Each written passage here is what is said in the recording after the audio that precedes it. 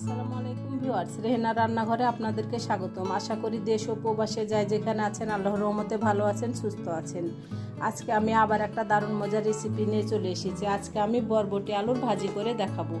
এখানে আমি বরবটিগুলোকে কেটে ধুয়ে পরিষ্কার করে নিয়েছি। এখানে 500 গ্রাম বরবটি আছে, মাঝারি সাইজের 2টা আলু আছে। বরবটিগুলোকে আমি 1 ইঞ্চি সাইজ করে কেটে নিয়েছি, আলুগুলোকে আমি এভাবে কিউব করে কেটে নিয়েছি। তাহলে চলুন কথা না বাড়িয়ে কিচেনে যাওয়া যাক।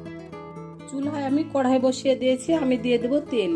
এখানে আমি দিয়ে দেবো রেগুলার তেল, সয়াবিন তেল। আমি এখানে 1 কাপ তেল দিয়ে দিলাম।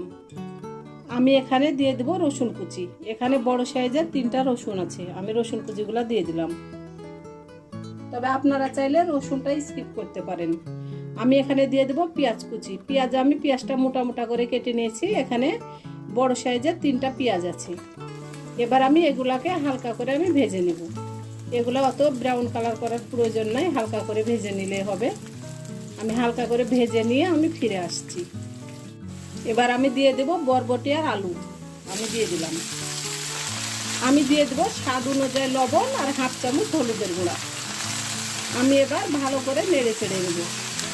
এবার আমি ঢাকনা দিয়ে ঢেকে আমি 5 মিনিট রান্না করে নেব। 5 মিনিট পরে আমি ফিরে আসছি। চুলার আগুনটা অবশ্যই মিডিয়াম টু লোয়ে রাখতে হবে। 5 মিনিট পরে আমি ঢাকনাটা উঠিয়ে নিলাম।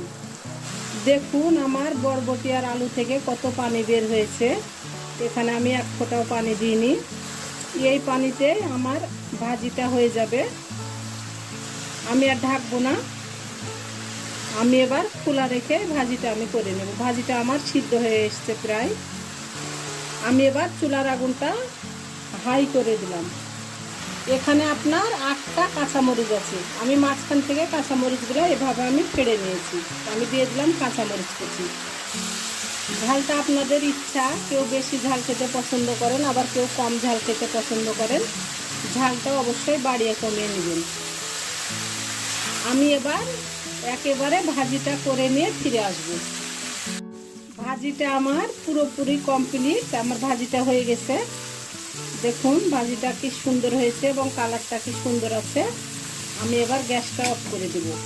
ভাজিটা আমি উঠিয়ে নিয়ে আপনাদেরকে আমি পরিবেশন করে দেখাচ্ছি।